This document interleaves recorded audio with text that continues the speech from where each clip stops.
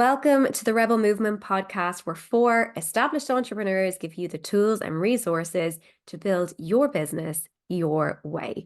Today, you're with me, Gráinne O'Malley, and today we are going to dive into the science behind how to set really audacious goals that you're actually going to be able to achieve. So these are the big goals, the big vision, the things that you know that you are here to do through your business, the things that you feel excited about when you think about them, those big goals. How do you move them from being something that's in your brain, something that you can see yourself doing eventually, to something that you're actively in the process of creating, something that is going to come to life for you? And I want to take you through a little bit of the scientifically proven ways that you can support yourself to be able to go after those bigger, more ambitious goals and bring them to life in a way that isn't going to overwhelm you and overstretch you, but it's actually going to feel exciting and fun and allow you to truly step into who it is that you want to be and how it is that you want to be building this impact and authority through your business. So let's dive in. The first thing that I want to say is one of the biggest things that leads us to burnout or to feeling like we can't achieve our goals is that we try and do too many things at the same time. So if you have a few different big goals and big ambitions that you want to carry out, that you want to bring to life, whether it's in the short term or the medium term or the longer term, what I want you to do now is really focus on one of those goals, okay? And get really, really specific about it, because we want to focus on one primary goal, your priority goal, at any point when you are in pursuit of something that is bigger, that's something that is different and outside of the bounds of your comfort zone. One primary goal. By doing this, we're able to strengthen neural pathways in our brain that support the actions that are needed to bring that goal to life. So what your brain will do when you're focused on one priority goal and you get really, really clear about that, what that looks like, why you want to achieve it, the steps to making that happen. When you get really clear on that and your brain can focus in on that, the structure of your brain will change to start seeing this goal as possible and start downplaying the difficulty level associated with taking the actions to bring that goal to life. So that is the very first thing. What I'd say for this episode is grab a pen and paper, because if this is something that's speaking to you, there's going to be some nice pointers that you can take, that you can put into action straight away and start to bring into your process of setting goals and pursuing goals. So that's the first thing to write down. One primary goal, one priority goal.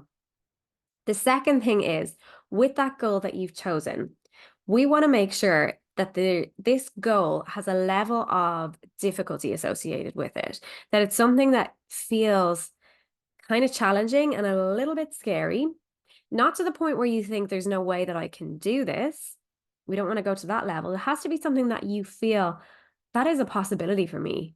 Like I can see myself doing that.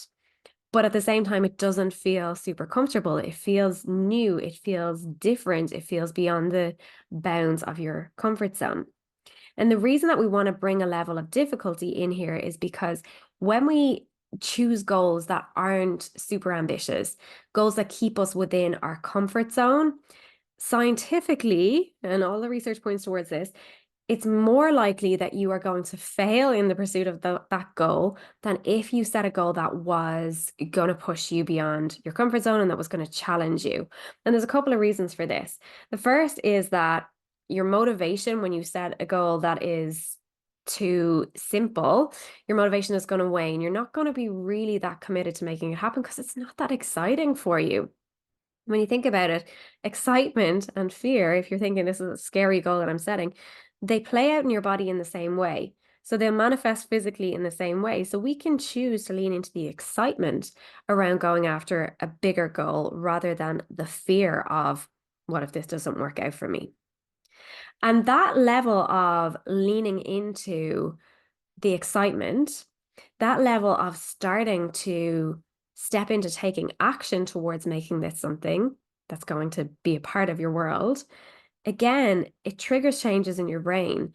When you immerse yourself in new experiences, when you challenge yourself, and when you can bring in repetition, so consistent, aligned action towards this thing that you can imagine, it triggers neuroplasticity in your brain. And neuroplasticity is your brain's ability to literally be able to change its structure.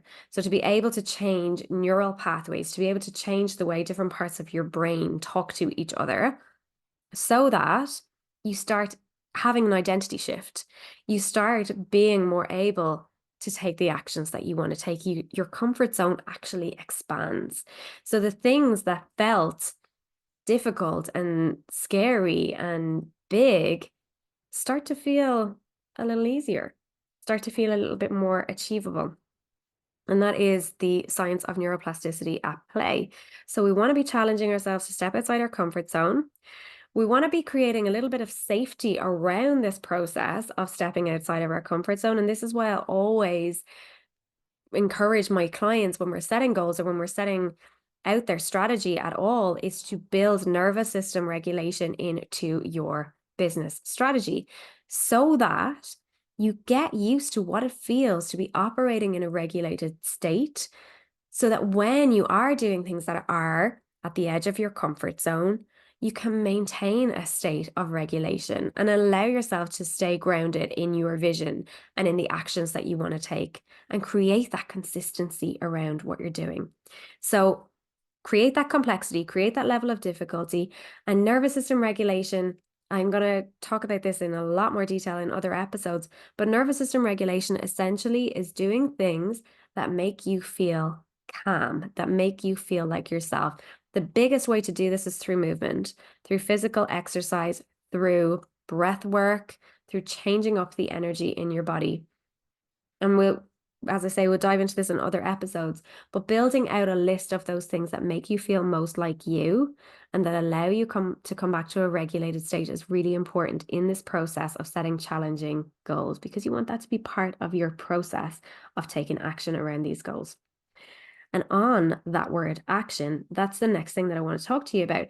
So often when we set goals that are title goals that are like, I want to make more money, or I want to make, $500,000 next year, or I want to have more freedom, or I want to feel happy in my business. And so they're title goals. They're outlining a state that you want to be in, that you've got more money, or that you feel happier, or that you have more freedom, but they're not action oriented. So they're not specific. And our brain loves specificity. So when we are looking at setting goals, we want to frame them as verb goals rather than title goals.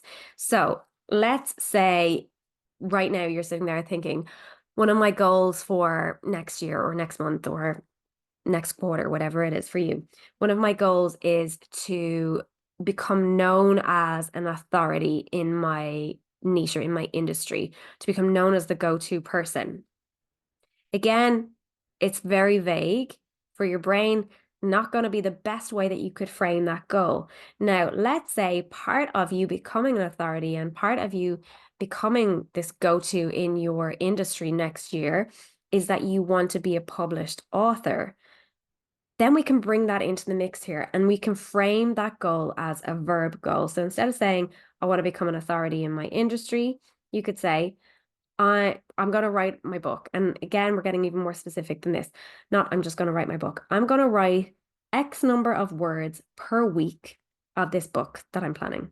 So in doing that, you move this from being something that's intangible to something that's tangible. You start shifting the language that you're using around it. You start framing this goal in a way for your brain that you start seeing it as possible. And you've also started to set out the action steps that are going to happen in order for you to be able to meet the milestones associated with creating this goal and bringing this goal to life. And this has a knock-on effect on your motivation. This allows you to actually see the stepping stones, to be able to see this as something that's doable and possible for you.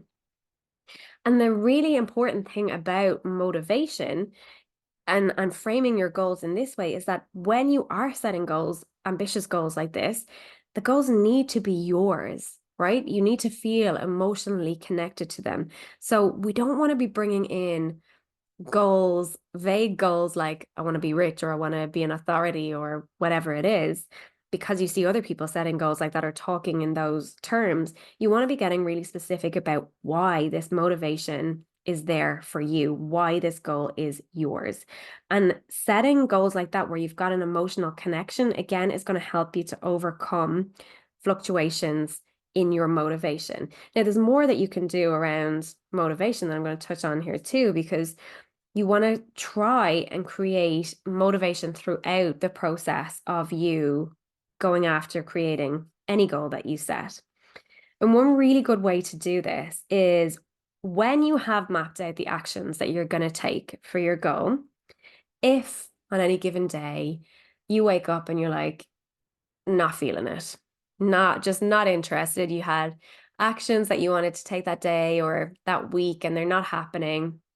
And I mean, I'm not absolutely in no way advocating that you push through. If you're feeling like you need a rest day, absolutely take a rest day. And I'm going to do a lot more content on the importance of rest for entrepreneurs too, and seeing it as a strategic move.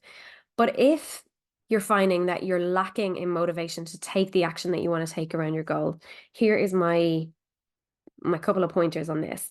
The first thing is you ask yourself, do I want to pursue this goal today?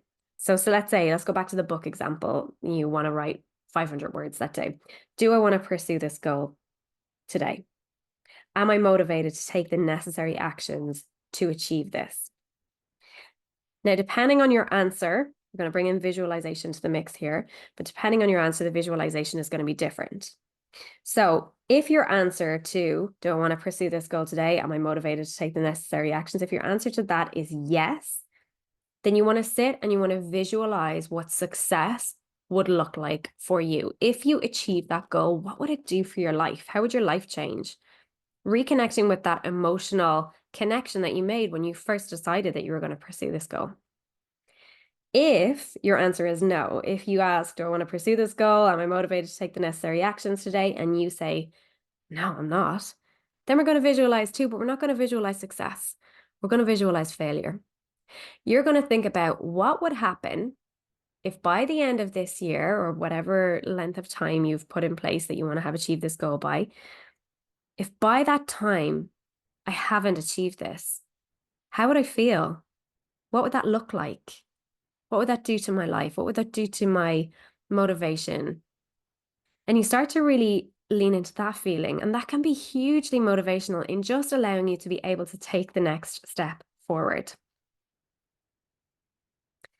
So, in a nutshell, that's the basics of what you want to do when you are setting those bigger goals. Okay. Anything is possible for you. And audacious goals are important. These big goals are important because this is where our new experiences come from. This is where we expand our comfort zone. This is where we create those next levels of success. But in order to go bigger with those goals, these are the things that you want to do. You want to set your primary goal, your priority goal. You want to set a challenging goal, something that is going to push you to the edge of your comfort zone, but you want to build in ways of creating safety around operating at the edge of your comfort zone through nervous system regulation, through things that bring you back to feeling most like yourself, to feeling most in your power.